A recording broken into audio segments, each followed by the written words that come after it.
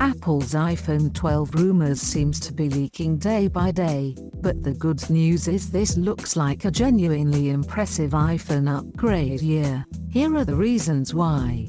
Camera is very significant with iPhone 12, with inclusion of a potentially game-changing long-range 3D camera. It uses a combination of time-of-flight and LiDAR sensors to almost instantly map its environment up to a distance of about 15 feet. Probably the biggest complaint about the iPhone 12 will be that it looks very similar to the iPhone 10 and 11.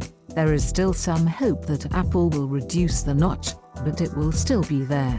The iPhone 12 is not moving to punch hole or under display cameras yet, which is very disappointing.